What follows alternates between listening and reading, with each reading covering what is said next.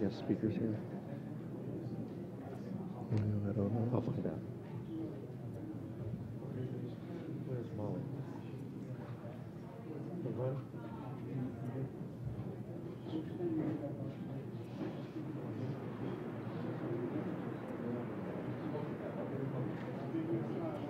Okay, thank you. All right, I think we're going to get started. Good afternoon. Good afternoon. My name is Roland Anglin, and I am the Dean of the Maxine Goodman Levin College of Urban Affairs here at CSU. I'm very proud that we're hosting this event along with others. You know, the period that we're going to discuss this afternoon still occupies a gaping wound in our nation's history. We've never figured out how to overcome that gaping wound, but one of the things we know about events like this is that discussion helps. It moves us forward. And so I am pleased as punch to be an audience member this afternoon to listen to what the panel members have to say.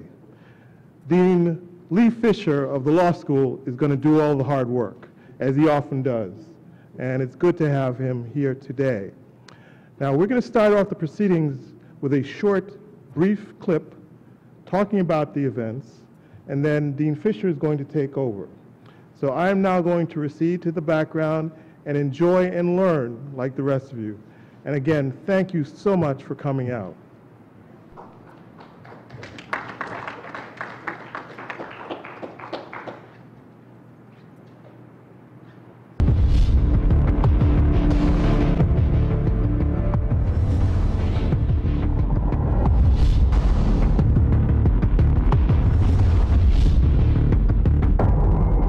Tonight, dramatic new details in FBI files about a wild and deadly day in Cleveland.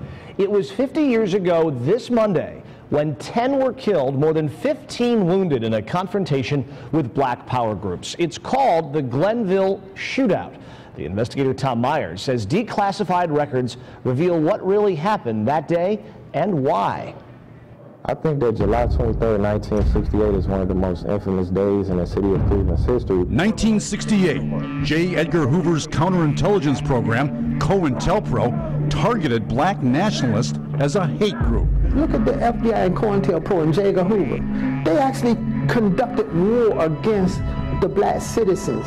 We examined dozens of declassified FBI documents. According to one agency memo, COINTELPRO was set up to prevent the coalition of militant black nationalist groups and prevent these militants from gaining respectability. When the FBI wrote these files, they never expected that anyone would see them or see the light of day. What used to be secret FBI documents are now for anyone to see.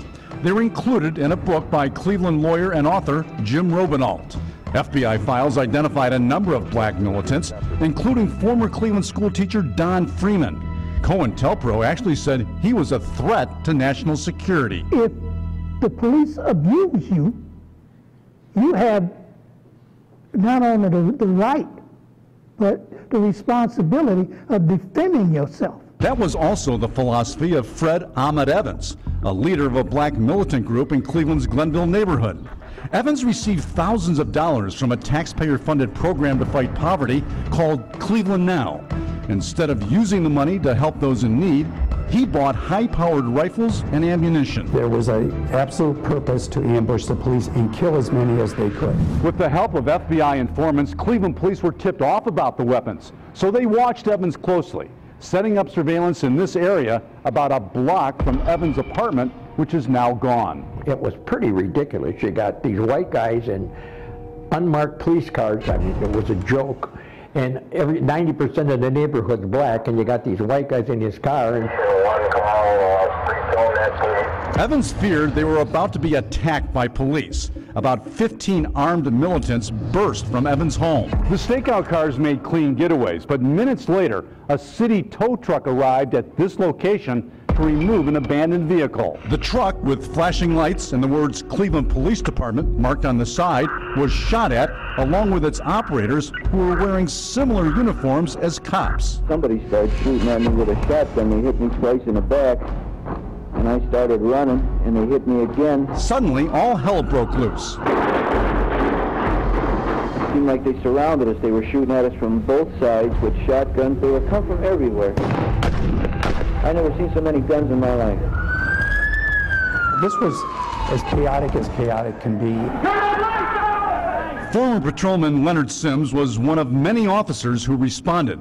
At least 30 gunshots struck his car. It started over something that didn't make sense. They know they couldn't overthrow the police department. They decided they could. When Jerry Viola and his partner arrived, they also came under heavy fire. I could see tracers going by the front windshield, and you could hear automatic weapon fire. Rookie cop Pete Ventura was in the thick of it, shooting it out with black militants, storming Evans' home, and rescuing wounded officers. The hour-long gun battle resulted in 10 killed, including 3 police officers and 15 wounded. Ventura was the first to make contact with Evans when he surrendered. You wait home to you, he says, if my gun went in jam, he says, I'd have killed you, more of you. The gun battle triggered the city's second riot in only 2 years.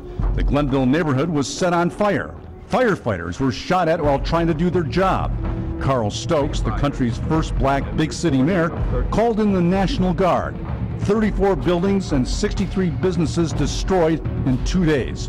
$18 million in damage in today's dollars. And yet, some militants tried to justify the rioting. And looting and burning will continue as long as the white merchants are in the community exploiting the black community. Stokes took a lot of heat for ordering all white cops to stay out of the riot area.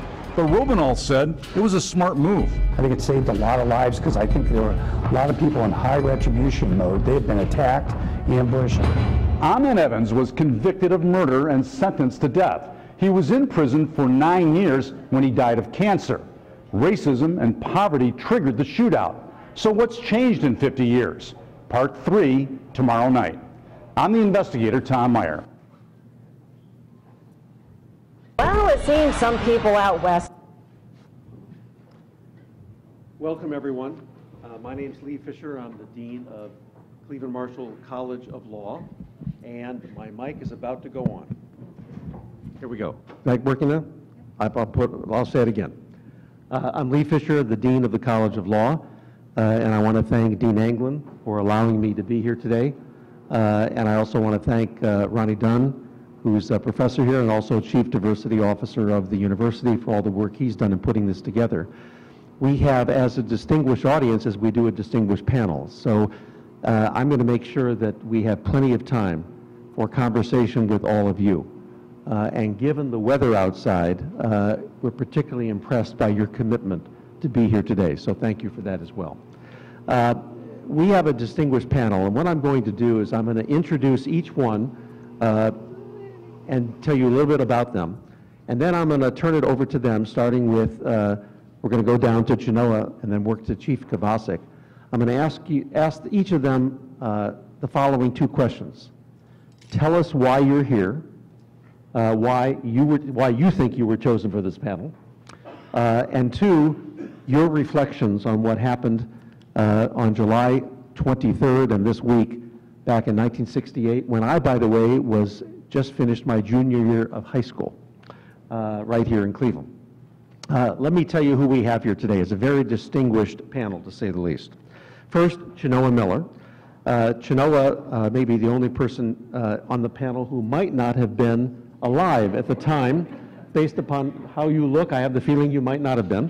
Chenoa lives in the Glenville neighborhood and is an alumna of Glenville High School, and she's currently working on a documentary film on the uprising.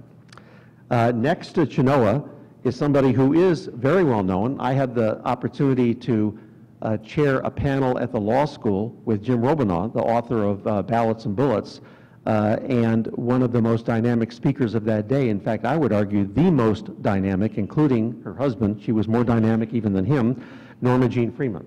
Norma Jean Freeman is a lifelong resident of Cleveland, a 52-year resident of Glenville. She was a health educator in the Cleveland Public Schools and the Cleveland Health Education Museum. And she's the co-editor of Vibration magazine. Been doing that for only about 50 years. The wife of Don Freeman, who is also equally well known in our community and was just featured in that clip, and the mother of 3 sons. Next to her is somebody who is also very well known in Cleveland, and that's Dick Perry.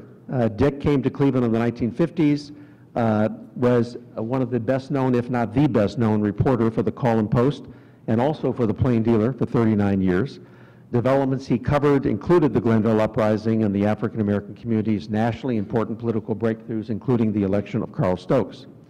And next to him is somebody who was not originally advertised to be on this panel, but I'm very glad that he is. Jeff Johnson is probably well known to all of you. Jeff is a former Cleveland councilman, former state senator, then a councilman again. And Jeff's been a longtime friend, but most importantly, a lover and historian of Glenville that he represented for so many years.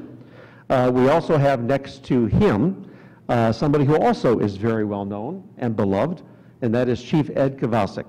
And he came here today with former Chief Bill Denahan, so we want to thank Bill for being here as well. Chief Kovacic, many believe, was one of the most respected, if not the most respected chief of police in modern times.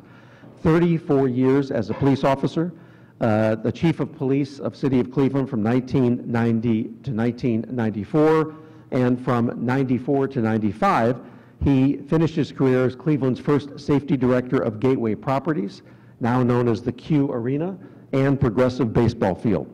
Perhaps he's best known, however, for having never forgotten his roots. As chief, he was seen on the streets in his own car. That doesn't happen too many times in any American city, but he was that kind of chief. And then finally, we have another panelist who just arrived, and so we're going to be putting another chair up here in a minute. And that's the seat that Jeff Johnson now presides at, but we're not going to kick Jeff off, we're just going to bring somebody on. Vincent Montague. Vincent and I are both members of the Cleveland Police Commission, so I know Vincent. He's a sergeant in the Cleveland Police Department and the newly appointed president of the Black Shield Association. So Vincent, in a second, after Chenoa starts, we're going to bring up a chair and have you sit. In fact, we're going to have you sit in my chair. Don't bring up another chair, because I can stand. You're going to sit in my chair. So Chenoa, two questions. Why are you here? Why do you think you're here? And tell us your reflections, particularly with regard to the documentary film. Chenoa.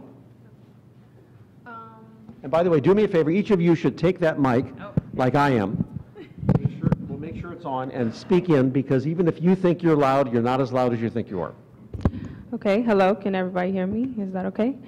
I am here because I feel like I give a perspective from a person that was not there, a person that was born in the 90s and really not knowing that much about their neighborhood history. Of course, growing up, I don't see Glenville as you all seen it growing up in your day and age. So I feel like I give a perspective on that.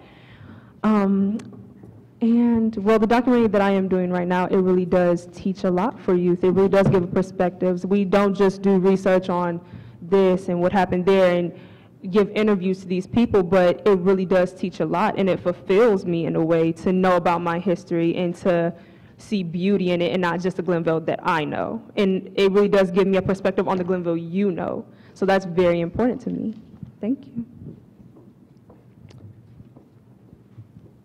I'm here to be a witness to who Fred Ahmed Evans really was.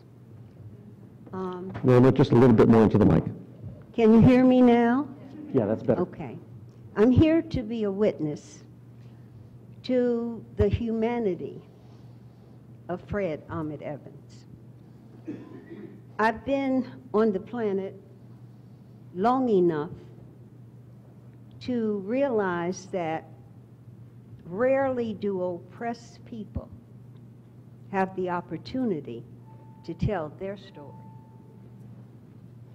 I'm not just talking about black people. I'm talking about oppressed people all over the planet. I worked with a man who had come here from Ireland at the Health Museum, and we became friends. And he told me that in Ireland, they were considered comparable to black people in America because he was Catholic and was often referred to as a black. Irishman. And I've talked with Vietnamese who came here. And it caused me to realize that there is a commonality and a universality that oppressed people live with every single day. Fred Ahmed Evans, to many of us, was our protector. He came to my home. We had study sessions almost every single week in my house. At that time, I had 2 sons. One was a baby, one was 4. And I had some house rules. If you came to my house, you had to watch your language, you had to watch your behavior, you could not use drugs, because the respect for my children came first. Because if I allowed you to smoke marijuana or use coarse, vile language, then my children would think that was okay. And so everyone who came to our meetings knew that. And never, not one time did I have to say to Fred Ahmed Evans, would you please correct your behavior? He was a very complex man, just as all of us are. Sometimes we have a persona that we show to the public and keep our essence hidden. But he was a learned man, he was a musician, he was an astrologer, he was soft-spoken. I don't think I've ever heard him raise his voice. So for us, we knew a different Fred. And I'm going to stop with one of the last things he said to me. He said, Donald, Norma, you are mental warriors. I respect you for that. He said, as for me, I'm a physical warrior. And you can be sure if they ever come for you, I will be there. He never bothered anyone in the community, as far as I know. And we were friends. And I think that in sharing my knowledge of Fred, it helps us to look at where we are today, what's going on, and the positions we take. Now people are concerned if black people are walking around with guns, and yet we have a Second Amendment. And we have the right to conceal carry. And still, we are losing many, many black people because somebody thought they had a gun. So I'm here for a number of reasons, but primarily to speak to the humanity of Fred Ahmed Evans.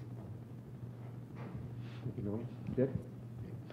Well, I'm Dick Peary, and I'm here because I've remained standing longer than a lot of the other folks who were around when these things happened, so they kind of get to me by default, if nothing else. But I'm also here because I think I was an eyewitness to one of the very, very significant events in this city and in this country that helped to define where we're going and what kind of a country we're going to have in the future, what kind of community we're going to have. I was at the Glenville shootout. I happened to hear that something was going on out there, and I was a new reporter for the Call-in Post, and I somehow thought I was supposed to be there so I could report on it. And that's pretty much what I did. So anyway, I'll move on, but if there are any other questions later, we'll get into the details. Okay. Jeff? Let me first acknowledge Dean Anglin and Dean Fisher. I came to to watch and to share in the question and answer period, but thanks to Doc for bringing me up here. I was 10 years old when it went down. My family isolated me, so I never saw a tank. I never saw the burning buildings, but I grew up in the Conway Glenville neighborhood. My grandmother, who I stayed with at times, was Parkgate, half a block from the Italian Gardens, if you guys know the Culture Gardens. But you hear about it. My connection to this, I think most significantly, is that 18 years after the event, I was given the responsibility to go into the very community that had the scars and be one of the elected leaders, appointed the elected leaders, to try to do something with the aftermath. And then to try to understand the interconnection, the complexity of what caused it. And try not to take the side either way. We cannot at all be happy with the death of police officers or the death of citizens, but and try to understand how poverty and radicalism and the FBI and all of that all came together on July 23rd, 1968 in Cleveland, even though it didn't jump off on April 4th, 1968. And we don't know, and part of our discussion is what were the scars, what was the ramification, what would have happened had it not happened? How would have Carl Stokes' career been after that? Cleveland now was never the same after that. Even though he got reelected, it was always something that was on his record.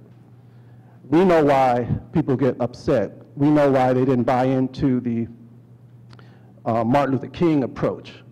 Ahmaud Evans was about black nationalism, which I don't criticize, but I understand how it comes about. But I know I had to deal with the ramifications. They did not burn downtown down. They burnt Superior down. They burnt St. Clair down. And if you go over there, the scars remain. When I became a councilman, 105th and Superior was vacant lots. And we have to struggle. And if you go there right now, the scars, 63 businesses. Now, some of those businesses exploited black folk. And that was part of the problem. So and even today with Black Lives Matter, you would like to think 50 years later, the issues are different. But in many ways, it's very similar. So I'll yield at this point. Chief? Would you, yeah, go ahead. Thank you. Ladies and gentlemen, first of all, I want to tell you, I grew up in Cleveland, and I'm proud of that. I spent 65 years and never moved out of the 6th Police District. When the Hough riots broke, we lived so close to that event that we could hear the sirens and the bullets. I got called into duty, but I would not leave my wife and family until my brother-in-law came over to protect them.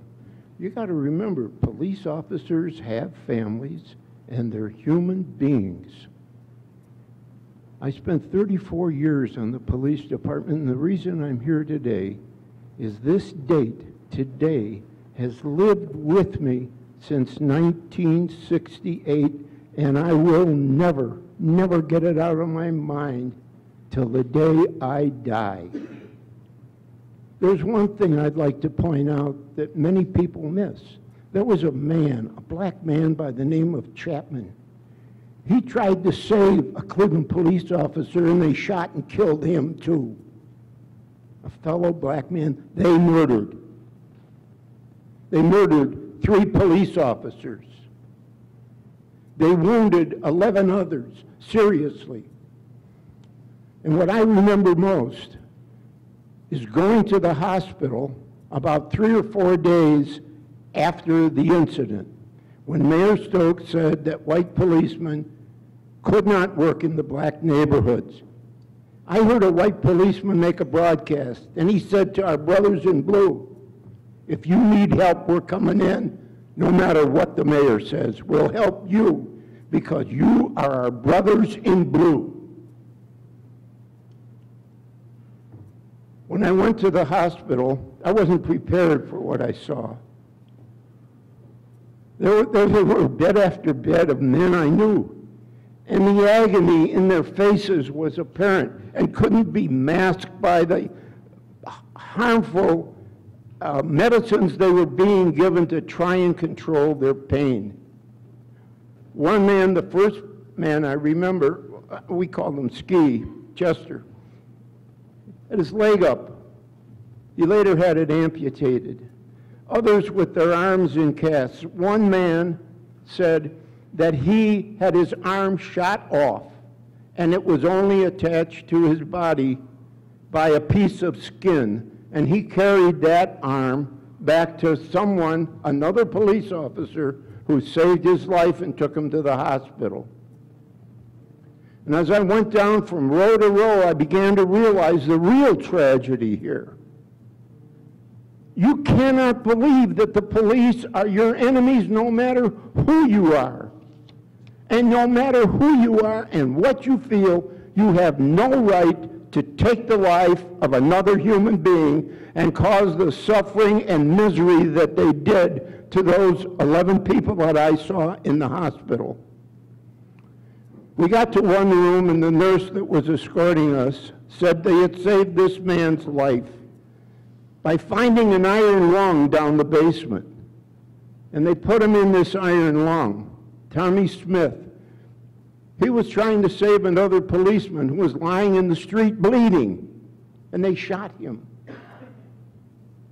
And he became a quadriplegic. Try and imagine, if you can, a quadriplegic. He can't use his arms, he can't use his legs, he can't feed himself, he can't even brush his own teeth. He lived for 25 years in that condition because of the events of that day. The last room we went to was a man I knew quite well, Lieutenant Joseph. And when we walked in, before we walked in, the nurse said, we can't give him the medication he needs to quiet his pain because he's going to have another operation. Very complicated. He was hit with 2 bullets from a carbine. Ahmed Evans carried a carbine. They were his bullets. I walked in, and Elmer was laying on his left side, and there were tubes coming out from all over his body, and there was an odor in the room. And Elmer was crying. This big, strong, powerful man was crying. And he said, Ed, they blew my guts out, and it hurts. My partner, Andy Vanyo, and I got back in the car, and we drove to 2 other hospitals, and we saw all the wounded. They didn't see us. They couldn't. They were in so much pain, they were unconscious that entire time. And as Andy and I drove down the street, the car was very quiet. And we were thinking about what we had just seen. Our friends crippled for life. And we thought about their families, their children, their wives, and what they would have to suffer because of the horrible wounds these men incurred. And finally, I said to Andy, you know, we can't let this happen again. And we drove a little while longer, and Andy said, what are we going to do about it? We're both nothing but deckhands. Who's going to listen to us? But as I rose in the ranks, that day remained in my mind, and I was determined that it would never happen again, no matter what it took. And it took police officers and people getting together and talking and getting to know each other and getting to realize policemen wear blue, but they're human beings. And they bleed and they suffer.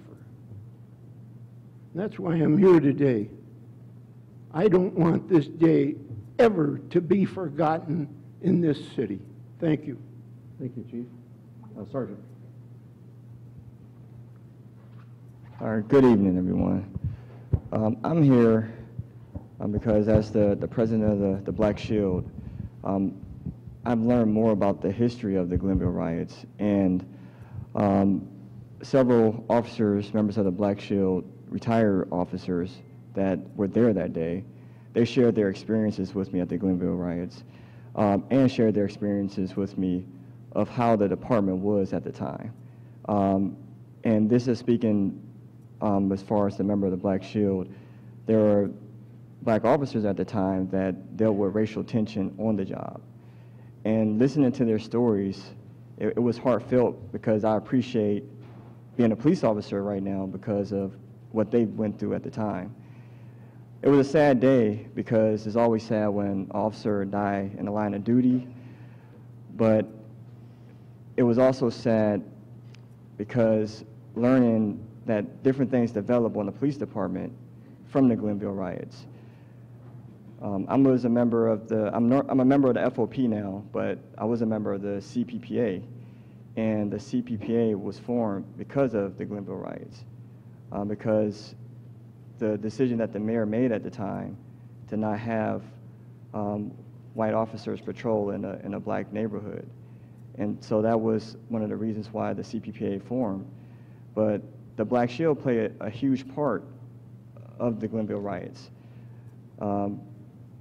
From talking to members of the Black Shield that were there that day, they told me that there were officers that were on the department that were Caucasian that were going to attack the mayor at the time.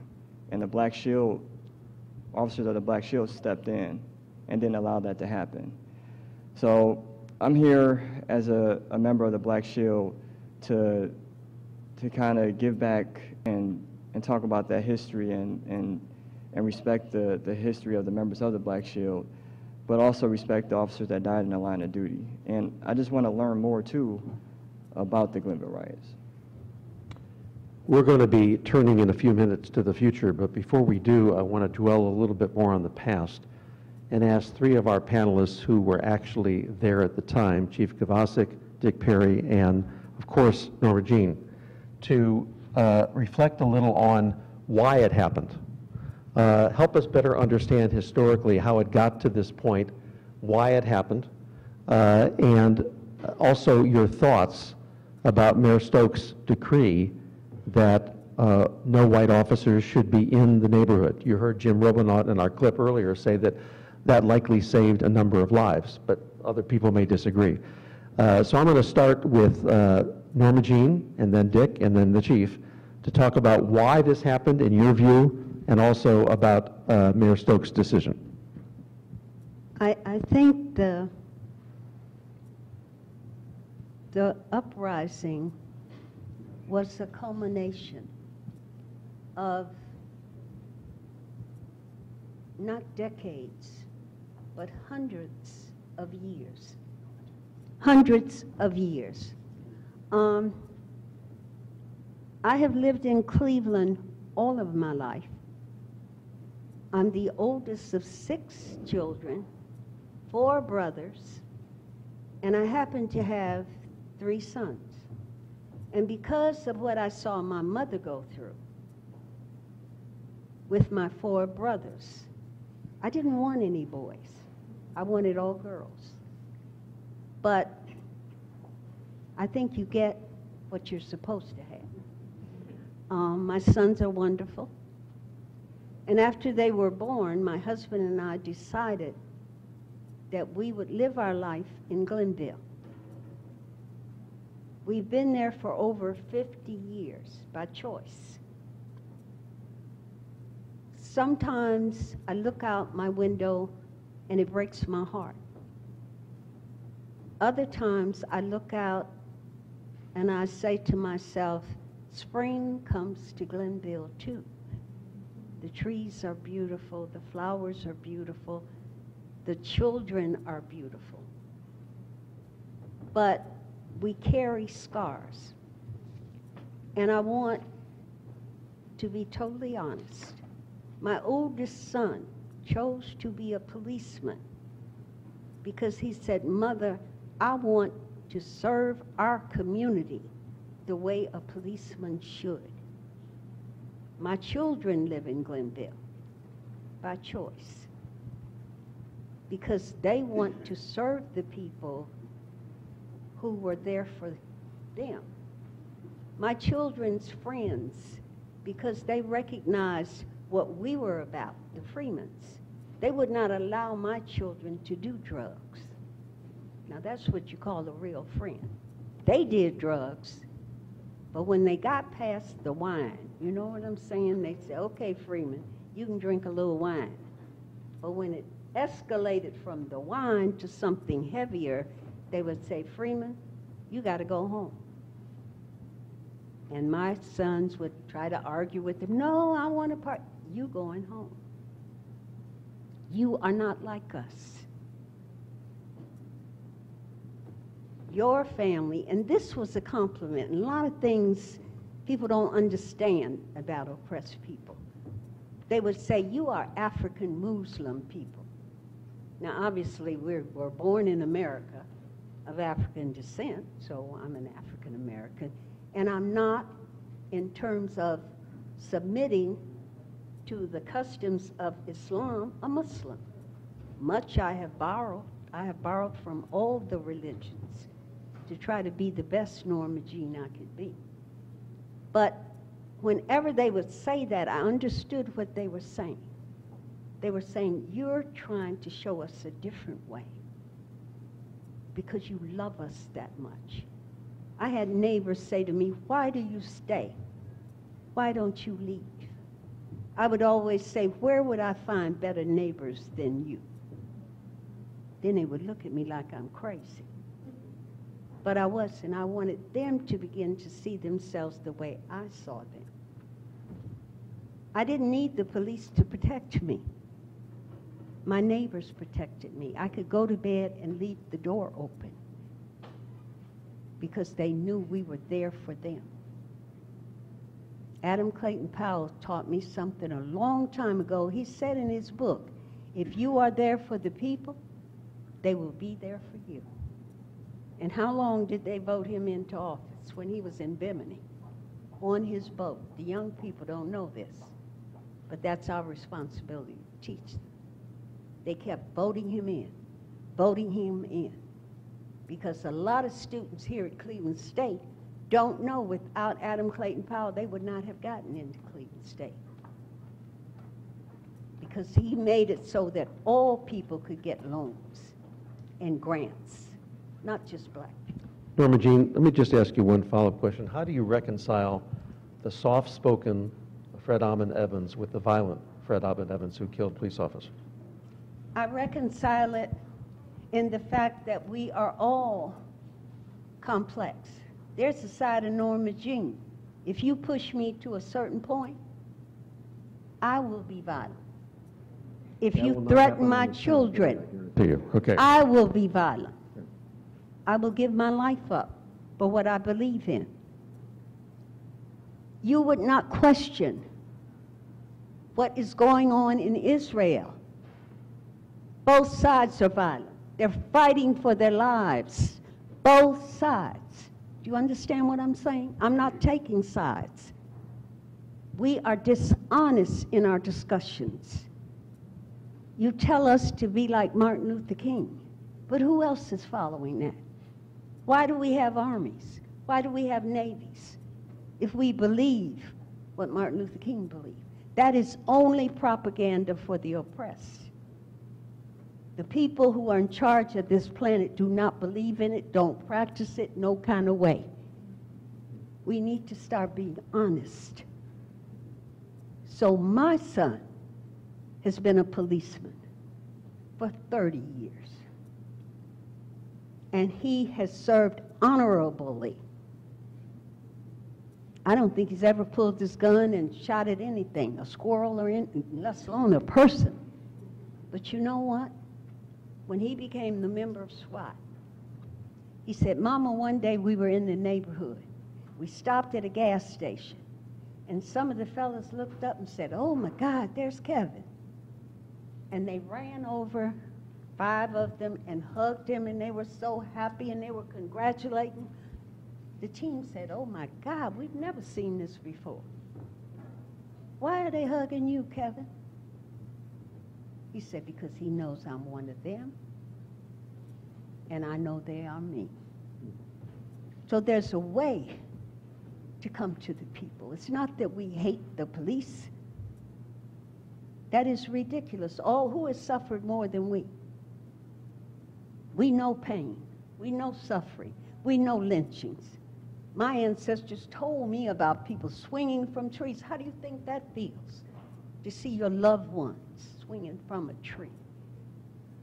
Or the women with the babies ripped out their bodies. But still we love. And we take in. You're safer in my neighborhood than many of yours. Thank you, Norma. That's the truth. And Thank we you. need to speak it. I'm too old to play games. Thank you, These Norma Jean. children need to create a new world based on truth, not some concoction. We want a better world for everybody. Everybody. Because when we rise, you rise. You know it. You know it. And out of our suffering, look what we have given to this community, to this society. What would the culture be without us? Think about that. We took our suffering and look at the music we created out of pain. I listen to Miles sometimes and tears come down. I said, you got it, Miles. You got it. You know? Paul Robeson. And look how he suffered. He lived like a bum at the end of his life in Harlem. This is what we do to the best. You know? She deserves something better than what this society has to offer her. Norma Jean, I could listen to you forever because you're very eloquent, but I'm going to go to Dick next. Oh, I know, I know. I remember the last time you spoke, and nobody wanted you to stop because you are beautiful in what you say and how you say it. Dick, why did it happen, and what was your view on Carl Stokes' order? Well, first, let me say that when I was an active reporter, and I did a lot of police beat reporting, and I'm particularly honored to be here today because Chief Kovacic, who at that time was Detective Kovacic, and his partner Andy Vanyo, we used to say, if you want a straight answer, if you want the facts, those are the ones to depend on. If they tell you something, you could believe it. And so I'm very glad to be here on the panel with him, and I feel honored by that. As far as why it happened, there has always been a feeling of hostility when it comes to white police and the black community, especially lower income black community. This has been historic because, well, there are many reasons. Maybe it's just as simple as when you hire white policemen and you don't train them in sociology and history and these other things that have happened, and you send them into the community, there's a horrible disconnect, and there's an expectation on the part of the police that has nothing to do with the reality of the people who are there. But I think most basic is not all police are good people, not all police are bad people. But when the police who are bad people do bad things in the black community, the feeling is there is no justice, there is no appeal. No matter what the facts are, we do not expect the police to be punished in a court of law.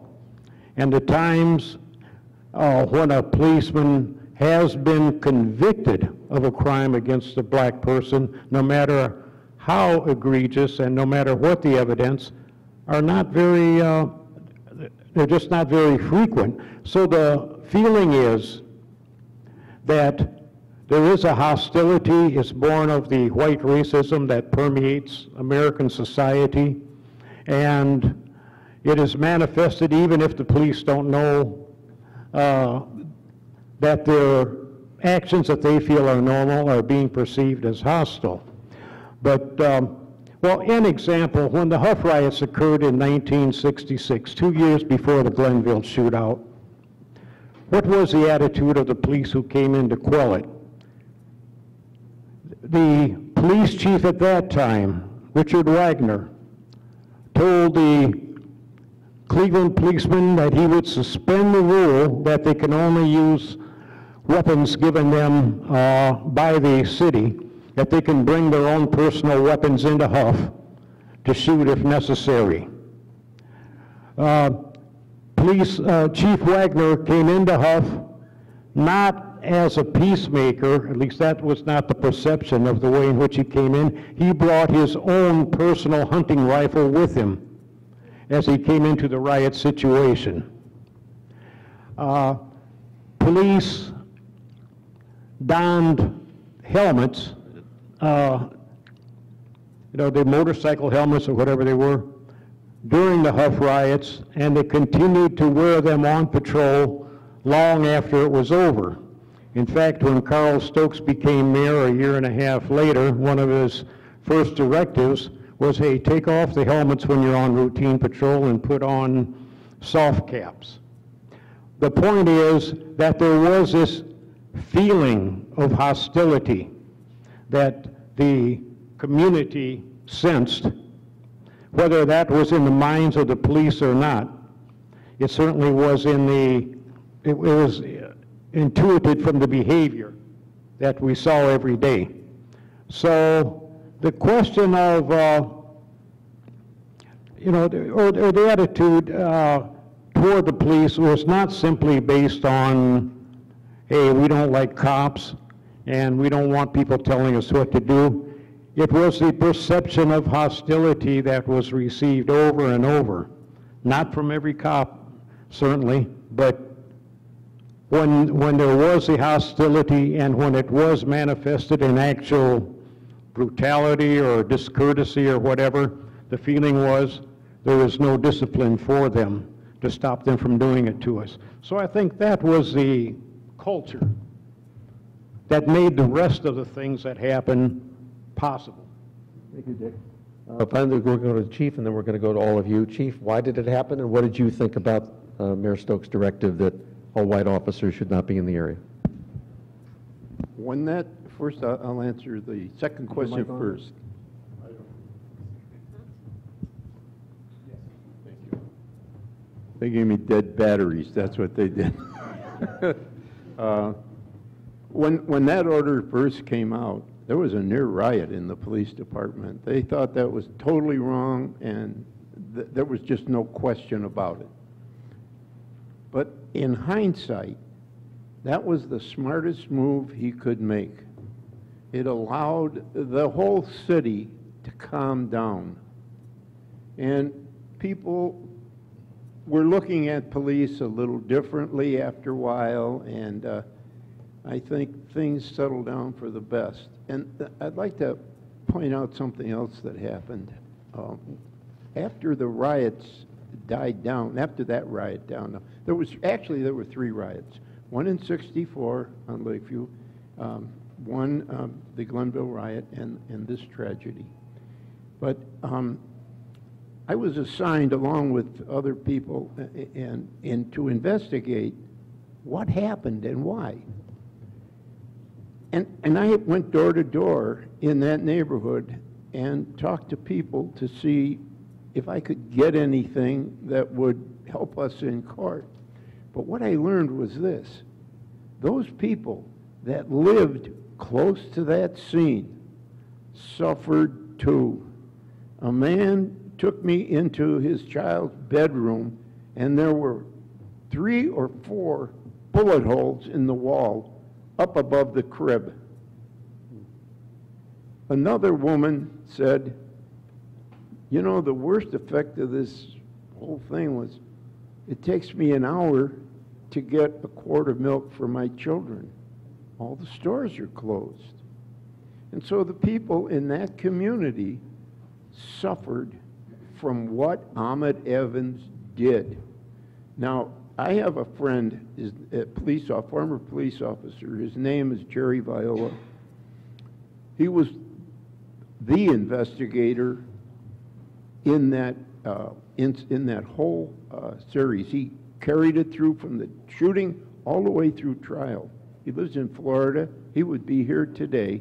but his wife is in critical condition. But I talk to him all the time. He wrote a book, and to show you how meticulous he is, it's 915 pages long. And he covered every phase that you could think of that riot. Now, there were 3 reasons given why Ahmed went, and incidentally, I knew Ahmed. I arrested a member of his crew once for burglary. And when I did, Ahmed came over to our car and he said, "Ed, what are you arresting him for?" And I said, "Burglary." "It's all right, Ahmed, you know nothing's going to happen to him." He says, "Yeah, I know." And he walked away. But when the riot started, a man came over to me. I was off duty. I called up and went in. But when the riot started, a man came over to my house, a neighbor. He had a police scanner. And we could hear the shooting and the noise and everything that was going on. So I called, and there was a point I was going to make, but 88 years old, it went right out of my head. I knew Ahmed, and I knew some of the people that followed him. But here, this is what I wanted to point out. Jerry Viola, the FBI, I have 150 pages at my home of FBI investigations. There were 3 reasons given why Ahmed did what he did. Or not reasons, 3 paths that he wanted to take. Number 1, he wanted on the 24th to go to the 6th District and kill as many police officers as he could. Point number 2, he wanted to send 2 of his followers into white neighborhoods, heavily armed, and they were going to kill white people. Just white people walking down the street, kill them. But the reason he went off was the eviction. And what the plan was, when the deputy came to serve that eviction notice, they were going to kill him. That would attract police cars, and he would have deployed his people then in a position where they would wipe out anyone coming in that kill zone. George Forbes was sent to talk to Ahmed. He was in the backyard with Walter Beach, and the woman I interviewed said they were arguing. And then Ahmed said, "Well, we might as well get it on now." George Forbes left with Walter Beach and a 3rd male. I think the only thing they knew about him was, I believe they call him Abdullah or something. They left. Within a few minutes, this woman said she heard gunfire. The first person hit, as that story said, was McMillan. Now, what happened was that whole riot was being controlled by City Hall. Sergeant Umberry of our subversive unit got information that Ahmed had bought a lot of guns at Atlantic Mills. That was a store in the suburbs. They sell guns to anybody. They had proof that he bought them. They wanted to get a search warrant. Carnes, who was the city prosecutor, refused to issue one and said, "No, we have to take this to City Hall." Mayor was out of town. They put together a committee.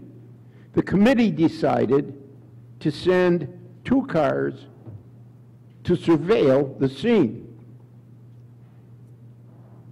Now, this is in a almost total black neighborhood, and the safety director wanted all police cars, no matter where they were assigned, to be painted black and white, like his own car.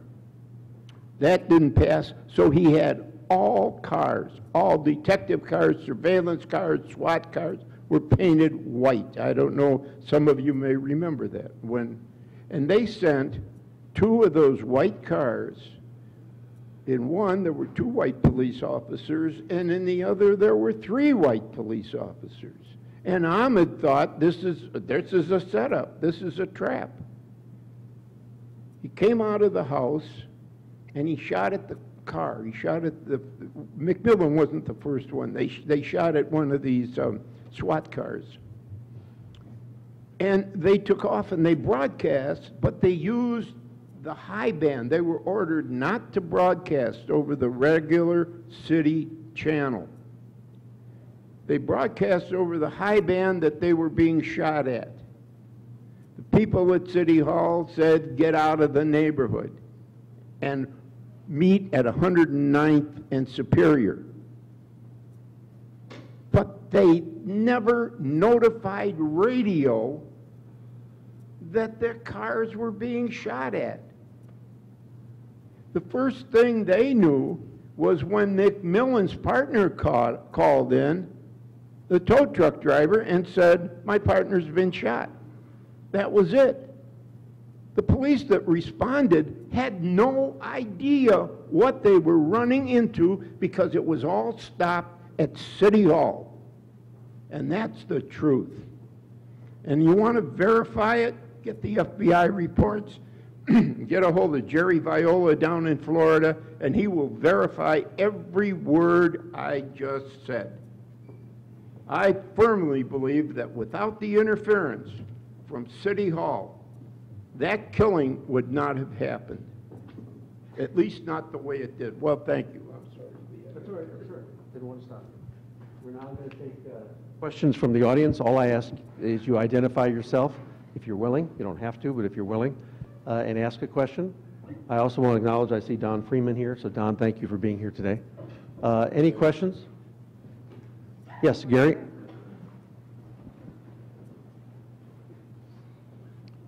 Thank you, Mr. Fisher. My name is Gary Cantor, community member, and I understand we're at a Truth and Reconciliation Forum.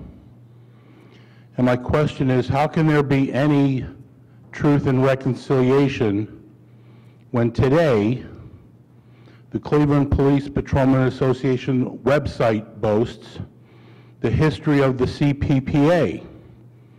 On July 23, 1968, in the Glenville section of the city, rioting militants murdered 3 of our own, and a 4th died years later. That's on the CPPA website. Where is truth and reconciliation?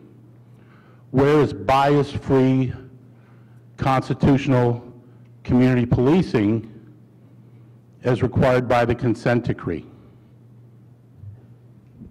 Okay, anybody? Chief, go ahead. Sure, I'll tell you what. Well, take your mic. Take your mic. The Cleveland police will never forget that day and how it happened, and they are bound and determined to keep that in the forefront so it never happens again. They want communications with the people in the city. They don't want this to happen again, and that's why that's there. Okay, Sergeant, I'm going to ask you to also respond to that as well. Use your mic. There you go. Yes, the Cleveland Police Department, they do want to never forget that officers did die in the line of duty and how it happened. But I do understand your question as well, and how that relates to bias-free policing. And the police department, they do need to work on being more understanding to how the community felt about the incident that day as well. Because there was so much racial tension going on at that time, and the community outlook is that these were not militants. These were people that were trying to fight for what was right, what was going on in their community, and defending their community. But on the police side, on police officers, sometimes they're just doing what they're told. They're just sometimes just put in situations where they have to respond. They're following orders. So to your question, that you said that is on the website, on the CPPA website? Okay. Well, we'll definitely look into that being on the website, but we do understand, and the police department is sympathetic of the civilians that also died that day and were injured as well. Siobhan? There will never be a truth and reconciliation until everyone looks at it from every perspective. And that goes for a black citizen back then, that goes for a white police officer back then that looks at all perspectives, or a black militant back then. You can sit here and say that these were these crazy black militants who shot up Glenville neighborhood, who killed our brothers in blue, but like she said, what led up to it to make them act out like that? You have to look at it from all perspectives. You cannot just say that these are this group of people without stating what made them do it. And you have to take accountability for everyone that was the causation of Glenville neighborhood being burned down. Yes, these policemen tried to help, and the nationalists tried to, do what they felt was right for their community, as in being armed, but everyone has to take accountability. Whether it was the oppression going on in that neighborhood, whether it was racism being brought in that neighborhood, why did they do this? And everyone has to say that they are the reason why their neighborhood was burnt down. Yes, the black nationalists, it turned to a gun battle and it turned to a riot later, but what made them do it? There's a truth and reconciliation. So if you're gonna sit here and say this is the truth, you need to tell it from all sides. You need to make sure that this is how I feel about it. I'm giving my perspective from a policeman's side. I'm giving my perspective from a black nationalist side. Like she said, she is speaking for Fred Ahmed Evans. Obviously, he is not here. You need to tell it from all sides, and everyone needs to take accountability. Until we reach that point, nothing is going to be solved. Not anything. Senator Johnson? What's important is that we don't leave here with this, it's the police against the community, because it's so much deeper than that. Even today, the police are the symbols of status quo. So therefore, they're going to catch the frustration that comes from an oppressed people. And the truth of the matter is that throughout the country in the 60s, there was this issue of poverty, there was an issue of not being fair, there's an issue of exploitation. And even within the African American community, there is a conflict about how to deal with that.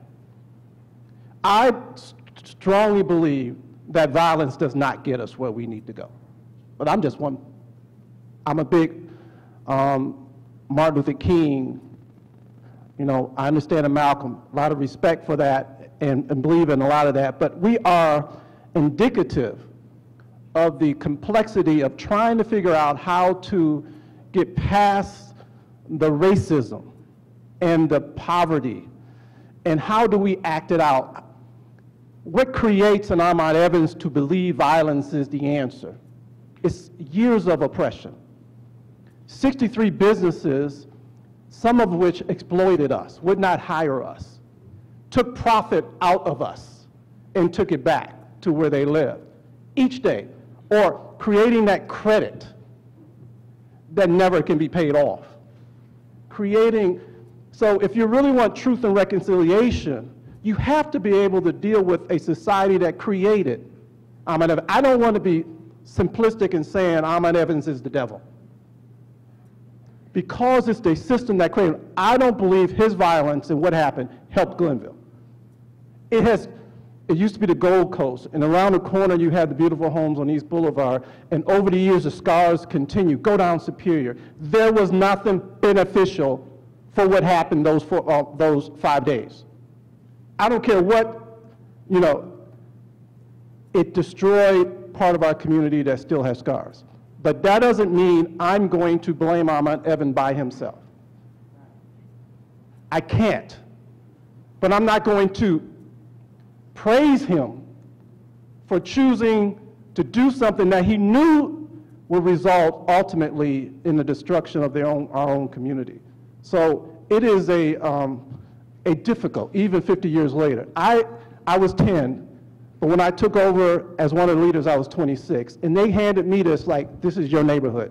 18 years ago, it burned down, part of it burned down. Fix it. And we're still struggling. Now, we don't have Ahmaud Evans, but we do have black-on-black crime that significantly are continuing to be the riots of today. We don't even like to use the word riot. Y'all notice that? We call it uprising. We can't even agree on the language. It was an uprising. It was a shootout. Riot, riot, riot. We are still struggling 50 years later with this whole notion of what causes this and this tension that you may even feel in this room. It ain't about police versus black folks. It is about the society that creates those of us who choose violence over working together. And there was a lot of nonviolent people in Cleveland while this was going on. I just want y'all to know that did boycotts and all that other stuff while Ahmed Evans' wing of the black community chose violence.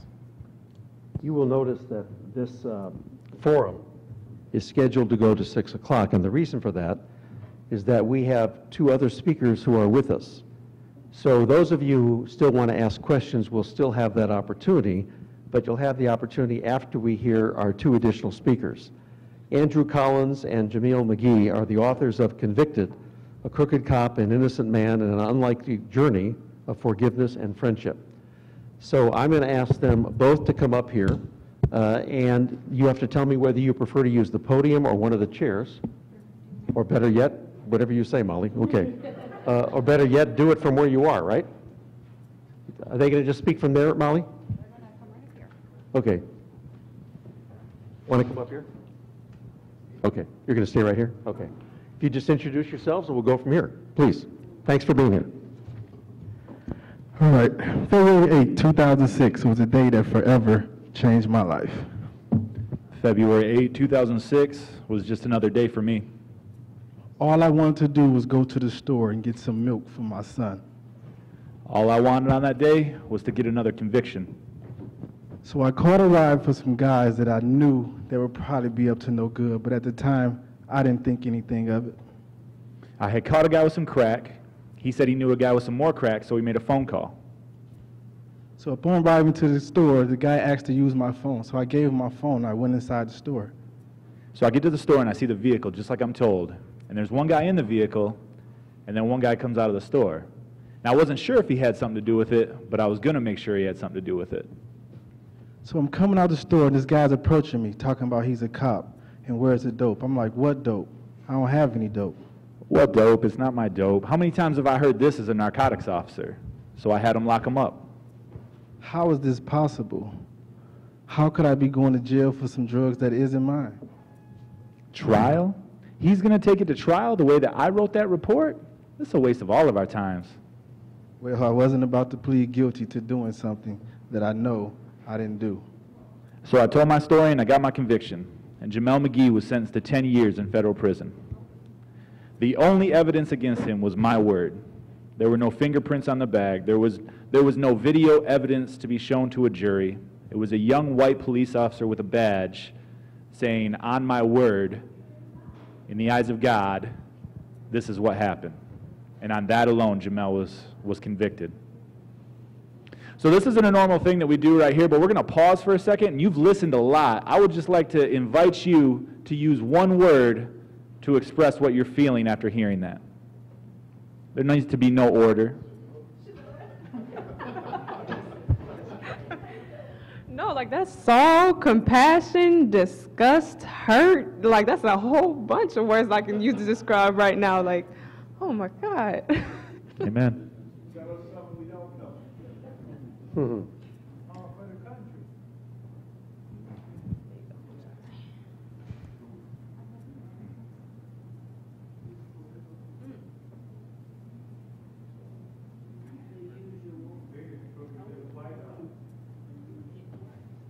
Can you say that again, sir?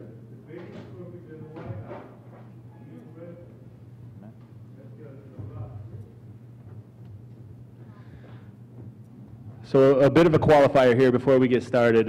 We are not here to beat you over the head with Scripture, to beat you over the head with the Bible, but we are here to tell you the truth about what happened in our life. And a piece of what happened in our life was a radical encounter with God. So to leave that part out would be a disservice to what our authentic story is. So anything that we may share about our faith is just our faith. We don't do it to try to be in your face about it.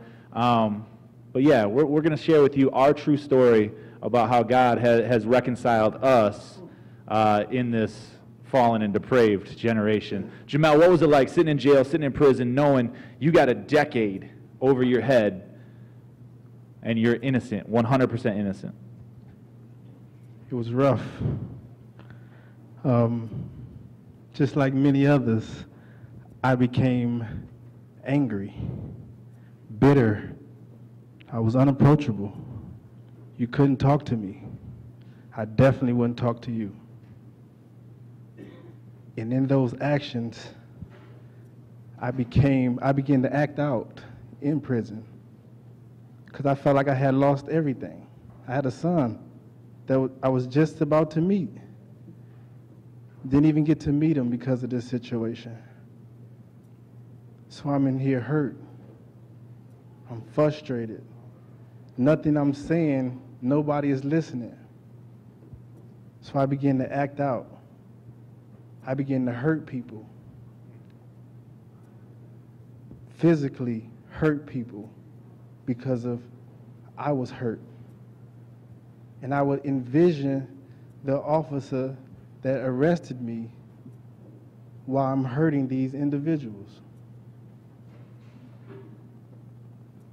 If you don't know nothing, today I'm going to give you a little something.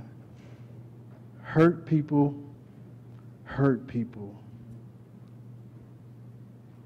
I was hurt. And I was taking it out on everybody that had nothing to do with nothing. So I'm sitting in prison and I begin to get bolder in my actions. Then it dawned on me, I needed to do something different. If I ever wanted to see my son again. Because the way my life was going at this point, I only had two options. To die in prison, or I was going to get life in prison. That was it. That's the way I saw my life. And I'm sitting in my cell one day, and it's a Bible sitting on my table. It's been here. I'm 3 years into my sentence. And the Bible's sitting here, and I said, I'm not going to lean on God. That is not going to happen because I shouldn't have to. The answers are in black and white. They should be able to go get the tape at the store and find out the truth. But nobody was listening to none of that. So with this day, I decided to read the Bible. I grabbed a Bible and I started in the first 5 verses of Genesis. Then my mind just went blank. That's when God stepped in.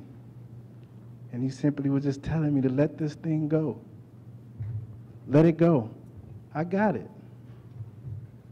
I know my number one problem was I was always trying to control the board. I was trying to control everything around me. And this one time that I couldn't, it was frustrating me. I couldn't control what was happening to me. It had already happened. So I'm sitting here with this 10 years over my head, and I'm the worst person you will ever meet. So I went on the yard that same day, and I began to reflect on my life as a whole from the very first time I can remember to that present time. And I quickly learned one thing. All my decisions led me right to where I was at. They were my decisions. I had a choice. Before each and every encounter that I've ever had, I had a choice. I chose the easy, convenient ways each and every time. And those easy, convenient ways got me easily convicted to where I had no say. There was nothing I can do but just go and sit there and do the time. So, me realizing that, man, I'm my own worst enemy. I used to blame everybody for everything that was happening to me. But then I realized this day that this was my fault. That day, I had a choice not to get in that car. I know who they were, but I still got in that car. It was right around the corner, the store was. I could have just very well walked. I had my own car, I could have just drove it. But I had got pulled over that morning for driving on suspended license.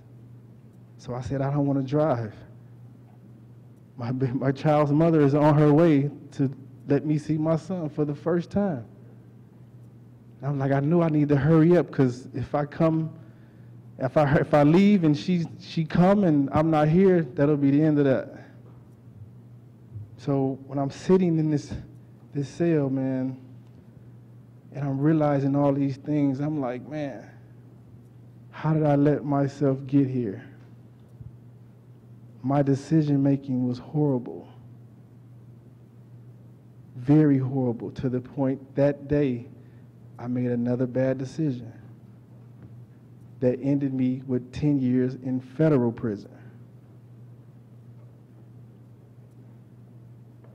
I'm sitting here and I just said, you know what? All my life, my way haven't worked. So I need a different stance. I need a different approach. So I prayed and I asked God, would he guide my steps from here on out? My way hasn't worked. Let me adapt a new mindset. For one, I want to be in my child's life. I want to be a father to him. I needed to do something different with my life in order to be a father to my child. Because at that point in time, there was no way I could have been a father to my child. I'd have been teaching him the same things that I had learned from the streets. And I made up my mind that day that that's not what I wanted. I want something different for him. I want him to grow up under different circumstances, not the ones that I'm creating. I want him to be better than I. So I began to do things a little different. And like I said, I didn't talk to people in there, period. Well, it was a problem. So my first thing for me to do was just simply speak to somebody. So I came out my cell. I went and prayed that night that I can be able to muster up to do these things. And I came out my cell that next morning, and I was just like, oh boy, here we go. Hello, hey, how y'all doing? Yeah, just randomly, just like that. They thought I was crazy too. But I didn't care, because it started to do something for me. It started to change something in me, because I'm doing something that Jamel wouldn't do. And I kept pursuing it, I kept doing it, and I got to learn a little bit about people, and they got to learn a little bit about me. And then I get done with that, right? And I go to work one day. I worked in landscaping and in the prison yard. And as soon as I got there, 8:30 in the morning, they was calling me back to my cell. And I'm like, oh boy, well, you know where I'm at, so you got to come get me. I'm not coming. And they kept calling me, and I never went. And I'm like, they know where I'm at. I can't go anywhere. I'm in this fence. You know, it's barbed wires everywhere. There's nowhere I can go. So if they want me, they got to come and get me. That was my attitude. And they kept calling me. I never went. My whole shift, 3:30, I got off and was on my way back to my cell, and the guy was like, hey, you know, they've been calling you all day. You should probably go see what they want. And I'm like, oh boy, geez, it's time to face the music. Because in my head, all the stuff I had done previously then caught up with me. So I'm like, okay, yeah, I'm finna go to the hole. Oh well, let's go. So I get up to my counselor office, and the first thing he says to me was, where would I go if I was released today, tomorrow, or 6 months from now? And I was like, probably to my grandma's house. And he was like, well, I need an address. So I gave him the address, and he was like, you got 15 minutes to leave. And I was like, well, I ain't even had to come in your office. And he was like, no, the fax machine beeped, and he handed me the paper. And it was a letter from the judge saying my conviction was overturned, and I had to leave the premises immediately. And I was like, whoa, wait a minute. And I stepped outside his office, and I just stopped right then. I just said simply, thank you, Jesus, because this was out of my control. I had nothing to do with this. I didn't even know it was happening. But yet, I am being released. And I was like, wow, this is amazing. And I walked right out the door, as a free man. Yeah. So there were some things going on in my life around that time, too. He and I met in 2006, and then in 2008, I got caught with crack, heroin, and marijuana in my office. Now, I don't know how y'all do it in Cleveland, but in Michigan, that's frowned upon. You cannot do that as a police officer. Civil Criminal Law 101 taught me I could not do that. So my whole world got flipped upside down in the course of a day. I walked in on a Tuesday morning thinking I was top cop, I was above the law, nobody could stop anything I was doing, and by the end of the day, I was jobless. I was trying to explain to my wife what had just happened without telling her the truth. I was watching my little daughter run around 2 years old, having no clue the shock waves that I just sent through our family. So I tell people I went on a 3-day journey, caught on a Tuesday, thought about killing myself on Wednesday. I thought there is no way I can pull myself out of this. The story was hitting the paper. I was having to explain it to more and more people, lies still living in lies. I wasn't explaining the truth of what happened. Thought about killing myself on Wednesday. My wife came home and she saw the desperation. She said, "You need to go talk to that pastor." You see, I had been dabbling with church as an adult. I grew up in the church, gave my life to Christ when I was 7 years old, which is kind of ironic, right? I would have identified as a Christian, yet I was stealing from people. Yet I was planting drugs at crime scenes. I was doing things that I never thought I would have done. But the corruption got a hold of me. So I'd go to church and I'd sit down, and the pastor would be preaching about something, and I'd be like, man, this pastor loves the Bible. He's fun to listen to. And all of a sudden he was talking about something I was doing wrong, and I was like, I don't really like this anymore. So I stay away for a while. So I kind of had that love-hate relationship with church, but the pastor, I trusted him. So I called him up day 2, Wednesday, and I said, I need to come talk to you. And he said, yeah, you do. I've been watching the news. And I thought to myself, oh, you're a part-time comedian too. So I go in and I sit down and I tell him everything. I'm talking spilled my guts. It felt so good to get it out of me. It was almost like the minute by minute that I was away from being a police officer, I got a little bit of who I was back. I didn't even know the system in which I was working in. The bad choices that I made, don't get me wrong, I'm always very sensitive to not just blame the system that I worked in, because that takes the responsibility away from me. I still had choices to make within this system that I'm learning day in and day out is corrupt and racist. I didn't know that when I was a 21, 22, 23, 24-year-old. I'm learning those things now. But yet I still had a decision to make as a 21-year-old, as a 22-year-old, and I chose wrong. So I go and I spilled everything to that pastor. And he sat patiently and listened, and when I was done talking, he said, "Woo, boy, you're in trouble." And I remember thinking, yeah, pastor, you're a terrible counselor. Like, I know I'm in trouble, what do I do? And he said, where are you at with Jesus? And I remember being floored, not having a clue why this pastor was asking me about Jesus. And I just hung my head and I started crying. I said, I don't deserve him.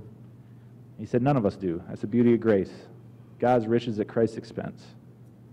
He said, Andrew, you've always trusted him as your Savior. You never trusted him as Lord. So we walked through that process together, and after we got done praying, I said, what's next? There's all this stuff inside me. I feel like I need to run to the FBI right now and just tell them everything. And he was like, whoa, like, let's be strategic about this. You did wrong. You need to own up for it. But do you know that they're for your best interests? So where I ended up shaking that out is I called a lawyer. I got a hold of a lawyer, and I said, I want to own up to everything I did. And I sat down with the FBI, and we went through a stack of paperworks. All the drug crimes I had ever been a part of. And I would say, this one's good, this one's bad. Why is this one good? Because, here's the details. Why is this one bad? Well, because I lied about this thing. And there was over 60 cases that were overturned because of my lies, because of my corruption. And one of those cases was Jamel McGee's. So in February 2009, well, let me back up a little bit. December 1st, 2008, I was indicted for possession of crack with intent to deliver. I stand before you with a felony on my record, but I am not a felon, if you know what I mean. We are not what our past is. We are what we're doing with it. My past has become my platform. Now it won't be my prison. Get to January 2009, plead guilty to that charge because I was guilty. And then last week of January 2009, I get locked up. First week of February 2009, Jamel gets released. Tag team, I'm in, you're out. Switch. Not exactly how it happened. We didn't see each other, thank God. I don't think either of us were ready for that. Fast forward to 2010, 18 months later, I got released. You heard it right. He got 3 years for not doing anything wrong. I only did 18 months. We can talk about white privilege. We can talk about a racist justice system. We can talk about unfair sentencing guidelines. We don't have time for all that right now. We should do another forum just on those things, and I would love to hear your opinions on those. But I get out and I'm on fire for the world. I feel like I have just done 18 months of prison ministry, and now I'm meant to go back to Benton Harbor and be reconciled with the families who I hurt. So fast forward another year, it's 2011, and my church is doing this thing called H3, Hoops, Hip Hop, and Hot Dogs, in Broadway Park, a city where I've pulled dead people out of, the city where I've chased drug dealers through, yet today there's hundreds of people just having fun. Kids getting their faces painted, basketball tournament, and I'm standing by the snow cone machine. And I'm just waiting for this reconciliation moment because I feel like it's here. There's so many people who I've wronged in this community. I found out later that my pastor kept coming by and saying, "Hey, Andrew, how you doing, man?" And he just kept going. I thought he was busy. He said he didn't want to stand with me long enough, worried that I was going to get shot that day. That's real nice, Pastor. And out of the crowd, out of nowhere, I see this man coming at me. He wasn't coming to me. He wasn't coming towards me. He was coming at me. And as he's coming through the crowd, I'm thinking, what's his name? What's his name? I know that guy. I sent him to prison. He reaches out his hand, and I'm like, oh, this is what I'm looking for. He said, "You remember me?" And I said, "Jamel McGee." And as soon as I said his name, he gripped me extremely tightly to the point where I thought he was going to break my hand. And he said, "I want you to explain to my son why he missed out on years of his daddy's life." And Jacarius was standing right there with him. I said, "Man, there's nothing I can do to give you that time back. I am so sorry for what I did to you. I was a messed up human being. I was addicted to my own ego. I'm so sorry." And he didn't say anything. He just kept staring at me. He still had my hand in his hand. So I shared with him my gospel story. I said, "I'm a new creation in Christ. The old is gone and the new has come. You're mad at a dead man. I died in 2008. That man died. I stand before you a new man, and I want to make things right. I'm so sorry." Still nothing. Still just gripped my hand. So I said, "I know. Brilliant. I'll connect with him as a father." I said, "And about being away from your son, I was away from my daughter too. I was away from her for 18 months. That was so stupid. I basically just looked right at Jamel and said, "Jamel, all lives matter. You've got hurt, I've got hurt, we've all got hurt. I put mine aside, you should put yours aside." I took every bit of pain he was going through, and I tried to quelch it because I've had some pain too. And every bridge that I tried to build right before that statement was torn down. And Jamel said some things that day. He said, we'll just say he said some things to me. And then he let me go and he walked away. Jamel, what was that day like for you? Yeah, that day, I call that day the test. Yeah, because you will be tested. Man, I had got to meet my son. He was 4 years old this very day. And he's seen all the people at the park, and me, that's not my thing. And he wanted to go over there, and I'm like, "No." And he was like, "Yeah, I want to go over there." And I'm like, well, I didn't want to disappoint him. This is our first day meeting. So I'm like, "All right, come on, let's go." And I was just saying I was going to stay on the sidewalk and let him run through the park. And as I'm still walking down the sidewalk, under the pavilion, for some reason, I was just staring under the pavilion. And then I thought I saw Andrew, and I was like, "No, that can't be him, not at this park. Like, no, I know he's not that crazy." And he turned around. And I was like, "Oh yeah, that's him. Let's go get him right now." Not even a second thought. Now, when I got to him, I said, "Hey, you remember me?" And yeah, as soon as he said my name, I locked down on him. And in my mind was to hit him right then and there, to get the ball rolling. How many people would have hit him by show of hands, real fast? Real fast. 2, 2, 3. Okay. See, I'll be honest. Yes. Come on now. Yes. But see, that's what I didn't want. My whole life was violence. I'd have been teaching my son firsthand how to go about things the wrong way. So I just simply said, just explain to my son why I was missing these years out of his life. And I said some choice words to him, and I let him go, and I walked away. But as I was walking away, I felt different. I felt better. I felt lighter. Me too. And I remember when I got to the curb, I just turned around and I said, well, I'll never see him again anyway. God got that situation. And I walked off. Yeah, that didn't work too well. He's still there. Yeah, so 7 years of history in about 7 minutes here. So that was 2011. Fast forward to 2015, I'm working for this nonprofit called Mosaic CCDA, Christian Community Development Association. The whole idea is to bring job opportunities to Benton Harbor citizens. The very city that I wronged, I felt like God had put me there to help rebuild, to help make good foundations where I had kind of crumbled the foundation. So what we did is we had something called Jobs for Life. People would come in, maybe they never had a job before. Maybe they had a felony on their record and they were having a hard time getting a job. They would go through this program called Jobs for Life, and at the end of that class, everybody would get a mentor, and then everybody would get a chance at a job, because we had 3 social enterprises: a cafe, a resale store, and a full-scale lawn care company, and I ran the cafe. So one day, Miss Princella, who ran Jobs for Life, comes down to me and she said, hey, there's this guy in my class. God has just laid it on my heart. You need to be his mentor. His name is Zuki. Do you know Zuki? And I was like, you know what? I've heard that name before, but I don't think I know him personally. I want to introduce you to my friend Zuki. That's what his grandma started calling him when he was just a little thing. So I said, you got to talk to him. You know the things I've done in this city. There's a chance I may have harmed his family. You got to ask him if he's okay with me being the mentor. So she goes across the street and has this conversation. She said, hey, Jamel, we finally got you a mentor. God has laid it on my heart for you two guys to be mentor, mentee. We understand that he may have done some things in the city of Benton Harbor. And I was like, all right, Miss P, who is it already? And she was like, Andrew Collins. I was like, no way. Wait, what was you thinking? Like, why, where did he come from? And she was like, okay, fine, we'll get you somebody else. And I was like, okay, cool. She started walking to the front of the class. And I realized one thing. That was my decision. I told y'all how my decisions ended up. Horribly bad. So I said, you know what, Miss P, wait a minute. Can I pray on that for a second? And she was like, sure. And I prayed.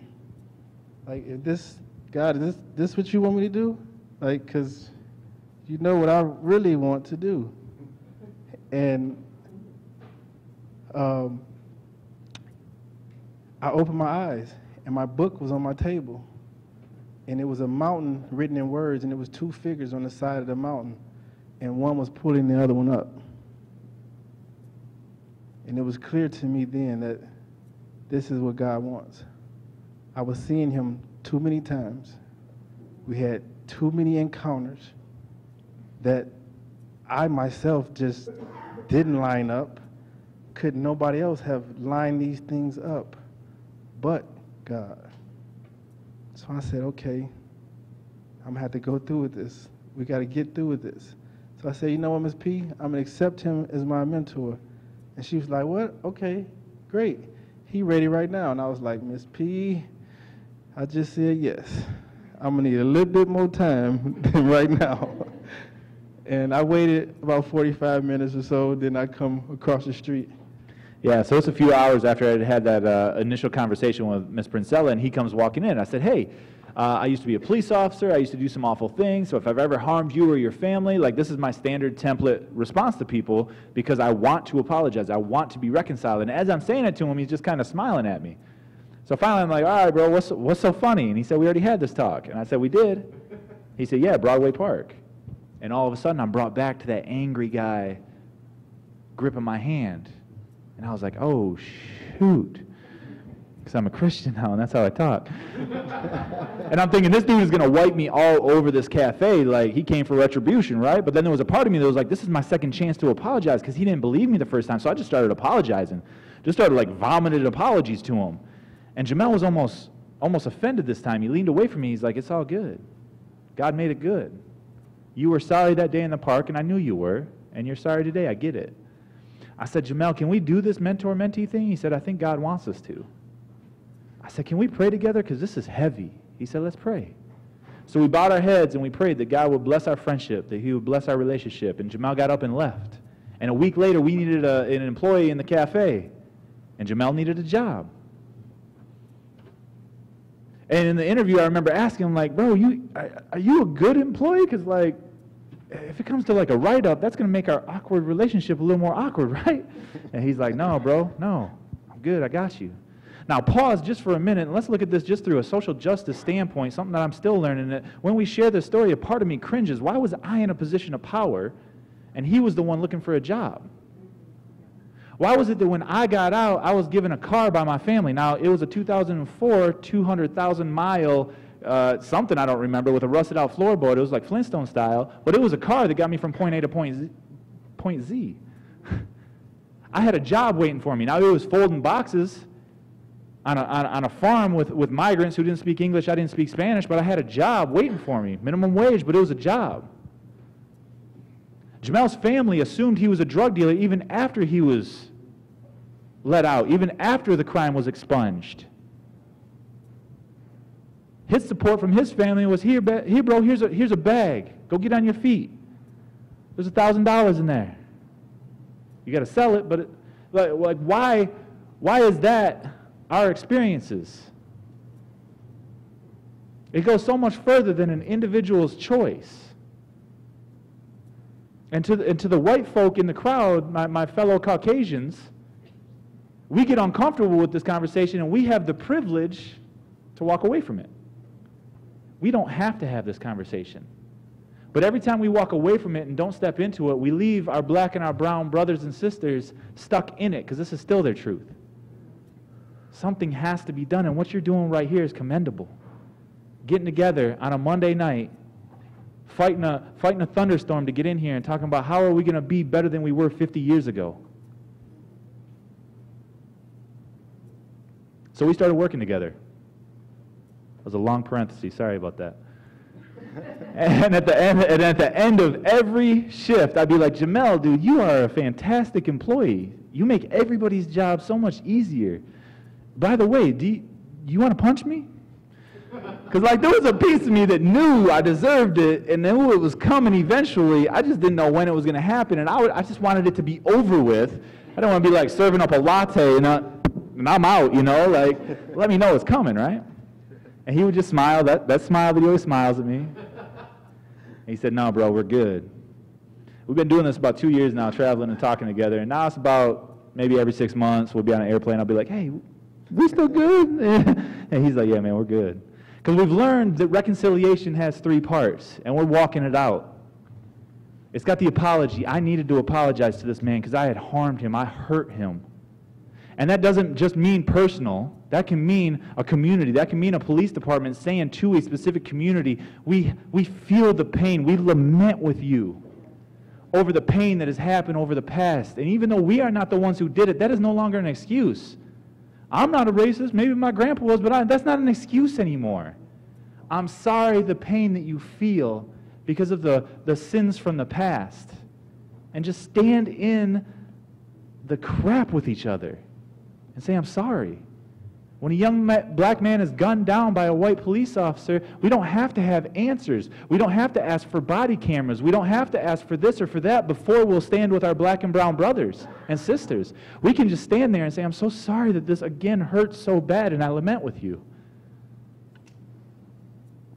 There needed to be an apology. I owed it to him. And the day in the park, I didn't feel like he forgave me. But that wasn't my part. My part was the apology. Jamel's part was the forgiveness. If we're going to have reconciliation, there had to be forgiveness. And he didn't forgive me for me. He forgave me for him. He was beating people up in prison pretending they were me. I was sleeping good at night. You hold on to that hate, it's going to kill you. It doesn't kill the other person. So he let it up for him. But you can have the apology, and you can have the forgiveness, and that's not reconciliation. It's when the two come together and say, what now? What now? Because we understand we stand for something a little bigger than ourselves up here, right? You had a black man, 100% completely innocent. And because of the lies of one police officer, he was given a 10-year federal prison sentence that he would have served had I not got caught. You got to come together and say, what now? And we've come to a place in our friendship that we can talk to each other about things. that I can say to him after a black man gets gunned down in Sacramento, 20 shots in his back. How does that feel? Jamel, how do you view that? What filter are you seeing that through? And he can say to me, bro, as an ex-police officer, help me understand, like, the training. What, like, is there anything that might have, why did that happen? But we've come to a place where it doesn't always have to be that deep either. I can be like, bro, why do black people talk so much in movies? And he could be like, it's the truth, y'all. And he could be like, why do white folk mess with their hair so much? Like, because we've gotten to that place with each other. Reconciliation is when we come together. Someone from the panel said that. The police officer sitting down with the citizens and saying, we're all humans.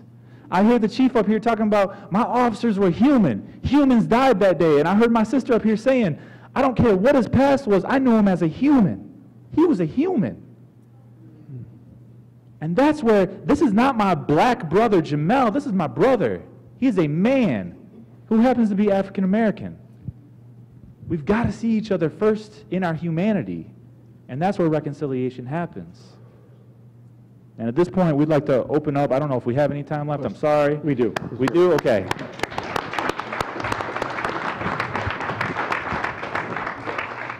Open it up to questions, and the questions can be from the panel or the audience. It doesn't matter. I got the first one. Okay. Good evening, everyone. My name is Cheryl Johnson. I am the daughter of Frederick Johnson, who is a past president of the Black Shield Police Association. And he was president during the time that all these events occurred that we're talking about today. And in terms of reconciliation, I believe that we do have a long way to go. And Mr. Montague has some shoes to fill, and I have every confidence that he is going to do that. But I just want to say that there are two sides to the story of what happened during that time. And there's a side that the African American community knows, and there's a side that the police department holds on to.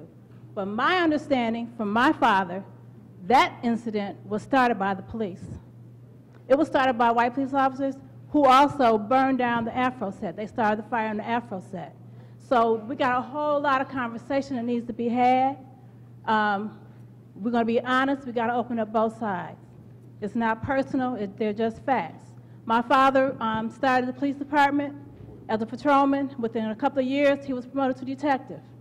When he became president of the Black Shield Police Association and became involved with the discriminatory habits of the department, he was demoted eventually, and at one time his assignment on the department was in an empty building on St. Clair, and his assignment was to report there. He had no phone or no police radio. That was because of his activity successfully bringing a lawsuit against the city for the discriminatory hiring practices.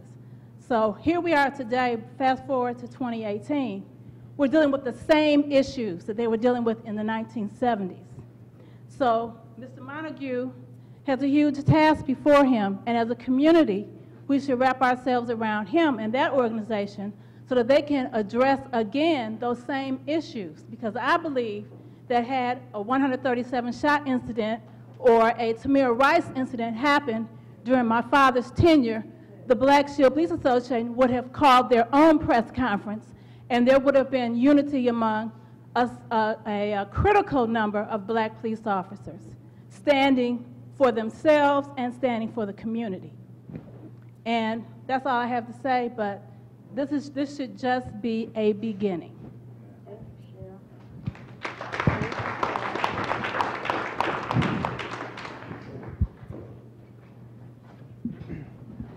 Yes, I'd like to thank you all for coming. I'm in a unique situation that I want to talk about that we do have reconciliation.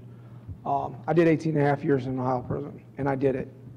Nobody lied on me, nobody falsified information, and I did it. But with you, I felt the same way because I was ignorant and I was blaming everybody else.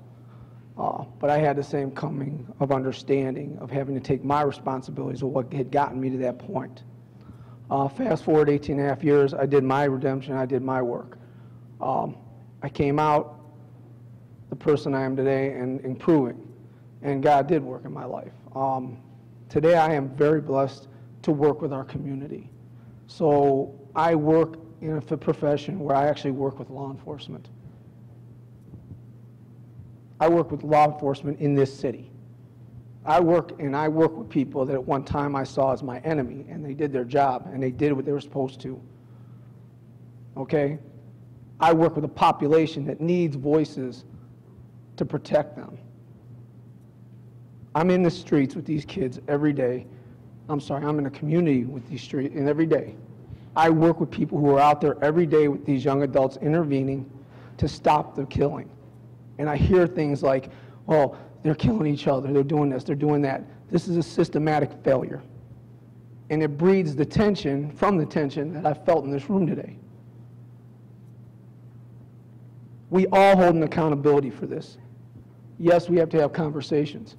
But this race, this you're a convict, you're a cop, it's that has to be, you have to set aside. We have examples right now in our community where that goes. I walk in all 5 districts of this community at any point. The only thing whiter than me is the white lines on the street, and I have no problems. I communicate. The sins of the past do not have to become the sins of our children. Education is the key. Forgiveness is the key. Acceptance is the key. I applaud you two, and I really hope that we can work together because we're not enemies, man. We all make bad decisions. We all have to own that. I have a great mentor today that has taught me courage and respect and humility. But a guy like me can do it and they can do it. How can we not do this? We got to stop picking sides. Our babies are dying in the street. We're throwing money in the wrong spots.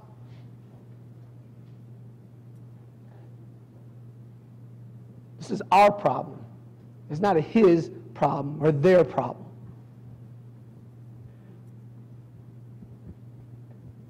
I came home to a different world. When I left this city, people still were courteous to each other. I come home today to a city where you can't even open a door for a young lady or be kind and say hello or smile at somebody or look them in their eyes without them being defensive, being angry. That's all of our faults.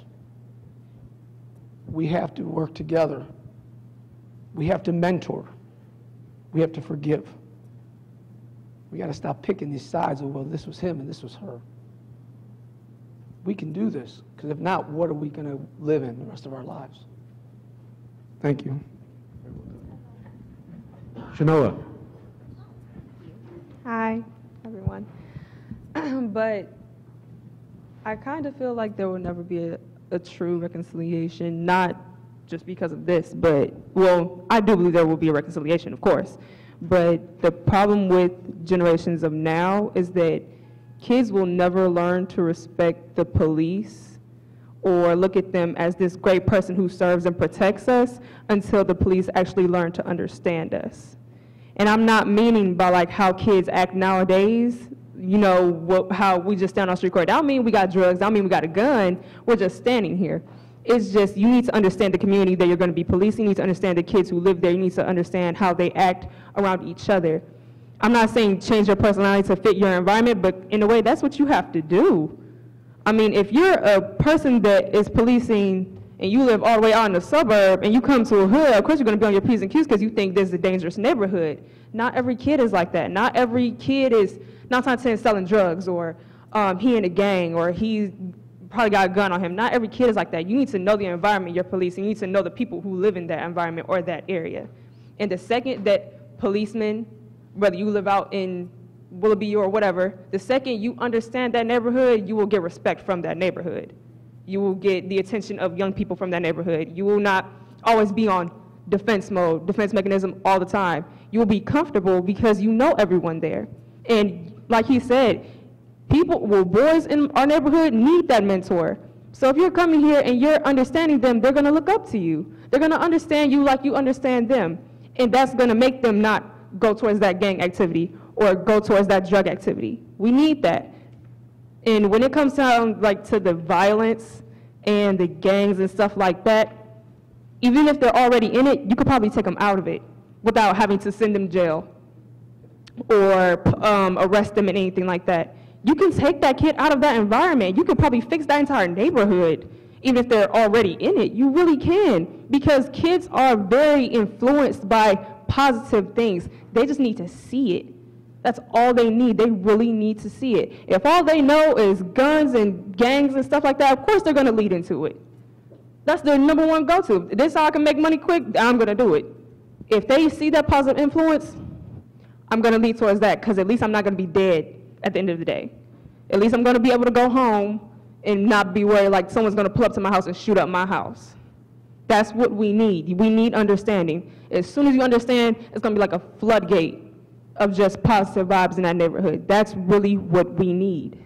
And I would add to that too, we don't just need police officers understanding that specific community, but then police officers also knowing about the history of that community and the history of the tension between the African American culture and police departments. I had no clue coming out of college. I grew up in Whiteville, Michigan. Like, that's not really the name of it, but we were all white, you know? Like, I had no problem with African American people. And I didn't know why they didn't like me when I came to the city. Because there was so many decades and decades and decades and decades of oppression that I was never taught in the academy.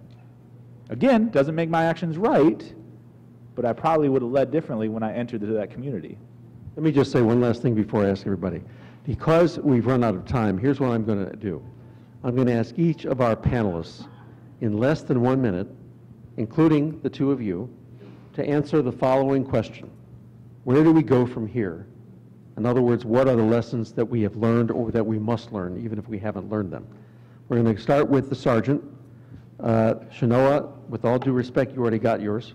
So we're going to go down this row, and then we're going to go to Andrew, and then Jamil, you're going to have the final word. Sergeant? Well, where we go from here for reconciliation is that the police, speaking from the police perspective, we need to do more to work with the community to be more understanding, because like you said down there, is that there is a lack of empathy sometimes with police. When you come on a job, and I've learned, you come on, you learn from people to be hardcore, be mean, and be tough, and sometimes you treat people the wrong way, and then let's talk about mentorship. As police officers, you need mentors on the job, and once you learn to treat people with respect and courtesy in the community, you start to get that respect. And you hear old timers talk about, like, I used to walk the streets, walk the beat, and I need to know everyone in the community. And I think we've gotten away from that. And what I see in policing now is more so stats and arrests instead of knowing people in the community and knowing your neighbors. Like what happened with Tanisha Anderson. If we knew what happened, knew her, knew the family, and had that rapport with the community, some incidents could maybe not happen. So if we could start working more towards gaining better relationships with the community, I think that would start that reconciliation. Chief? I had a reporter questioning me one time, and it was obvious he was black and he didn't like white people. And finally I said to him, I know what black people want. And he looked at me and he said, you do? And I said, yes, I know what they want. They want to live in peace and dignity with the full protection of the Constitution of the United States of America, and it is the job of the Cleveland Police Department to ensure that every resident in this city is treated in that manner. Thank you. I always believe that ultimately with 1968, with the Glenville shootout, the reconciliation once again is with, if you're specifically talking about the Glenville shootout, the reconciliation should be, what does our city owe that part of the neighborhood, and therefore similar situated neighborhoods in the community relative to why Glenville happened, the Glenville shootout. Again, it's bigger than the reconciliation with the police officers. One thing about the disparity study and what have you, there are steps being taken to move toward bias-free policing. It took that study to be able to determine the misuse of the police department in many situations against citizens. But Glenville, 1968, it's about looking at these neighborhoods and seeing that there has not been a full commitment to reconcile the cause of Glenville shootout and the scars that remain. Now, we need to do that, particularly, I think, ironically, you will find that there is investment going on in that area now. Now there's concern about gentrification. You cannot just fix a neighborhood out by getting rid of the natives and bringing in those who have money. You just can't do it that way. So reconciliation is about infusion of dollars and commitment, policies, initiatives to actually resurrect the community that used to be called the Gold Coast. And of course, nowadays, all through our communities, we need neighborhoods that are invested in, and not with this notion that we've arrived because people with money are buying the houses, versus the fact that we're not fixing up the houses for the native residents right now. So that's reconciliation to me, not improving necessary dialogue with the police. It's about the infrastructure that created the Glenville shootout that, unfortunately, 50 years later, we see the scars and we don't see that there was any commitment, and many people left because of that lack of follow-up and commitment. We've lost so many African Americans and whites from the city of Cleveland because of that. I don't think there will be any reconciliation until we recognize that this is much, much more than a police-community relations situation. We live in a community in which poor people probably have, the very poor people may have less hope now than they had 50 years ago, and we cannot live in a situation in which the status quo means that we as a community drag our feet year after year on remediating lead paint poisoning that's destroying a segment of our children. And we are not going to have a solution when we look at the fact that Cleveland, for all of its dynamism and all of its growth, is perhaps the largest or the worst off big city in the country for infant mortality, and yet it has the per capita, maybe the best stadiums in the entire country, and we are spending tax money to rebuild them while we don't have enough to deal with these problems that poor people are facing. So I think that as long as the police are charged with maintaining the status quo and protecting the status quo, we're not going to have reconciliation.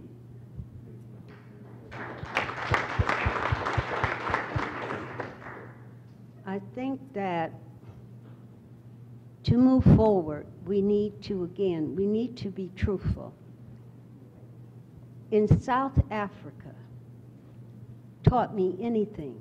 It taught me that we can use words and slogans to camouflage and dodge dealing with the root causes of our problem.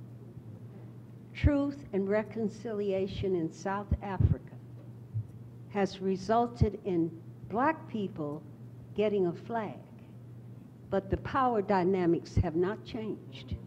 My son has a very dear childhood friend who works for the CDC.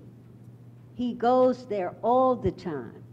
He said, Kevin, it is worse now than it was before they so-called had their revolution. And as one of my sheroes said, Winnie Mandela, the revolution hasn't occurred yet. And she was the sacrificial lamb for a revolution that betrayed her. But we want to, and by the time Nelson came out of prison, he was through. They just manipulated him however they could because we all know what he went through. So there's a lesson there. The problem is racism. Racism is a reflection of the beginnings of this country. It is built on that.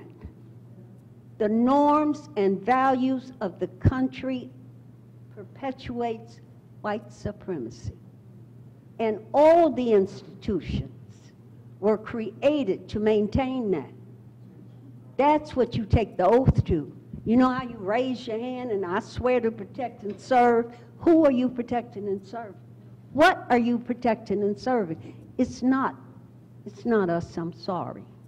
We all need a new way of life. This is not working. Why do you think there's an opium problem? Among the privileged. My neighbors don't do heroin anymore. After 4 or 5 generations, we got it. They're not even buying rocks anymore. You know, crack, we got it. We know. But why are the privileged? Why are the children with everything? Nobody asked that question. Because it hits too close to the problem that this is not working for anybody. We are all a little bit crazy. Oppression affects the oppressed, but what does it do to the oppressor? We don't want to look on that side. We are intertwined. We are intertwined, and before I can get well and you can get well, we have to commit ourselves to a healing kind of society. This is about I'm better than you. In Glenville, what hurt me most is when my people started to leave. You know what I'm saying? That hurt me. My generation was raised in all black communities. But as soon as the door was cracked open, we ran through. That's why before we had all kinds of businesses. Somebody said, why didn't the black people come in and start businesses? Because they drank the Kool-Aid. They thought integration was better. It wasn't. It wasn't. Because it was built on those values. People don't like for me to say this, and when my kids were little, I said, this society is not good enough for you. Mama and daddy is out there every day fighting for a community that is good enough for you and your peers and yours too. That's why they're doing the drugs. They know that something ain't right. I got every kind, and violence. You know, people in the riots, they care more about the violence to property than human beings. I can remember when my mother would say some things out of her mouth, I would wish she had spanked me because the word hurt deeper than the spanking would have. And people I know nonviolent people who are cruel. They are cruel people. They don't even look at you with a smile, but they condemn you for what you do. So we need to do a cleansing. I'm not talking about you and I'm there. No, I'm not. I'm not the Norma Jean I was meant to be, and I know that. I'm striving. I'm trying to be better every single day. And if I were not fighting this fight, can you imagine where I'd be now? I mean, really. I tell my husband, people say, oh, you have a wonderful relationship. Can you imagine what it would be like if we were whole and healthy? Oh, man, it blows my mind thinking about it. So I say this not to separate us. You know, I have friends that chase stuff to fill up that void. And it doesn't. It doesn't. So we got a lot of serious work to do, you know?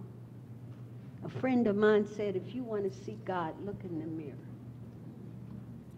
That's your destiny. That's mine.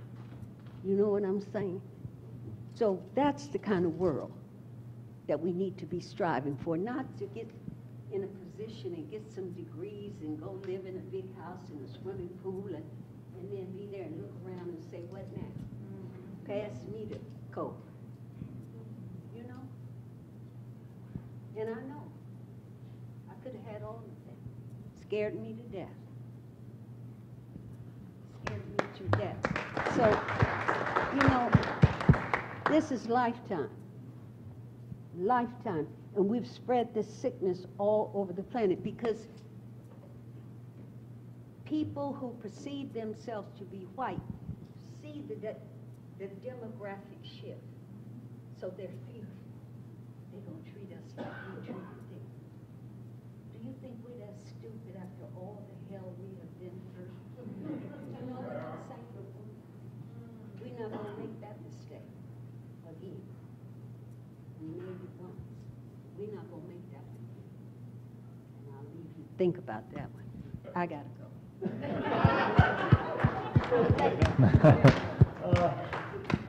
Norma Jean, thank you. I remember the last time I was on a panel with Norma Jean. You had the last word. Forgive me. I don't mean to be rude. That's all right. That's all right. Norma Jean had the last word, but this time we have two more to get the last word. Even though Norma Jean's going to leave it down right now. Andrew, and then Jamil, and then for those of you who still have questions, each of our panelists, except for Norma Jean, have agreed to stay until 10 p.m. Okay, Andrew, you have 2.5. I feel like I drew the short straw going after Norma Jean. I do not have enough wisdom or the articulation to follow that up. What everybody on the panel has already said. This is not a police-citizen problem, although the police-citizen problem exists. It is a structure issue. It is the way we view each other. If we're not willing to have the hard conversations with each other, no change will happen. So Jamel and I go back to Michigan tomorrow, and Cleveland is yours. Your suburb, your block, your whatever you call home, that's yours. You are responsible for that. And if you're not doing the talking, then you can't look at anybody else to do it for you. So we all have our own part in this. And I would say that that's how change is going to happen. Grassroots. You know, the government's not going to tell us how to fix this. They've never fixed anything. It's up to us to fix this. And I would say we just got to be, like much of us have been saying, we got to be truthful. We have to own up to everything. Nothing in our pockets, nothing hidden. We have to bring it all to the table. And then, once we understand what is on this table, then we can reconcile and move forward. But if we're not willing to put the tools on the table that we need to move forward, we're going to be at a standstill. Put your tools on the table and move forward. Thank you to Dean Anglin for letting us be in his house, and to our great panelists. Thanks, everybody. Feel free to stay and ask some questions, and Ronnie Dunn will have the last word.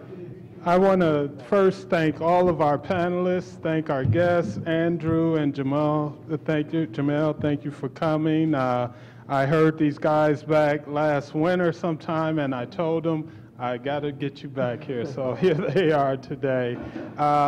This forum was intended to just be a beginning of a dialogue that has to be ongoing. I saw Dr. Connor, there she is, Dr. Yvonne Connor, along with Dean Fisher, our commissioners on the Community Police Commission. Director Jason Goodrich. Okay, well, we're going to be co-sponsoring a NACO training here in November in the Urban College, and that is being seen as a continuation of these efforts to have this community dialogue to help bring about true change and reform. It's not going to be easy, as all of the panelists have said. First, we have to get real. We have to be candid, lay it on the table. There are divergent narratives around not only the Glenville shootout, but the Hough riots and the conditions that gave rise to all of that.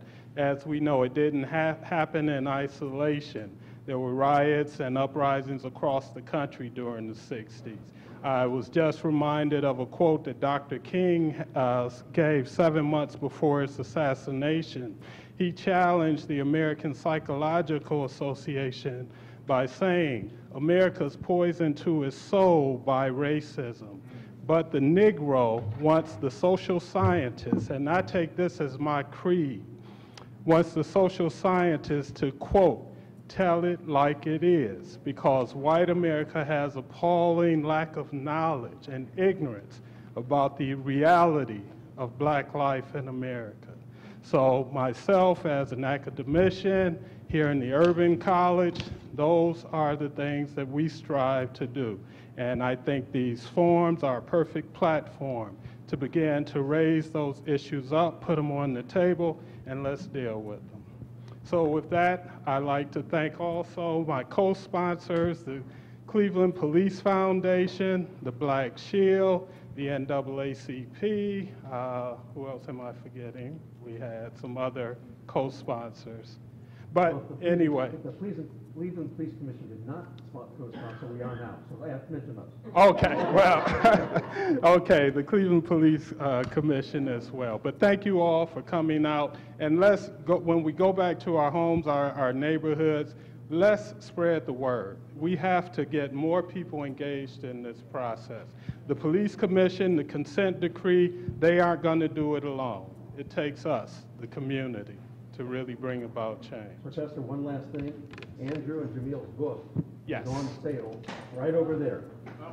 Okay, so get that book before you leave. Absolutely. Okay.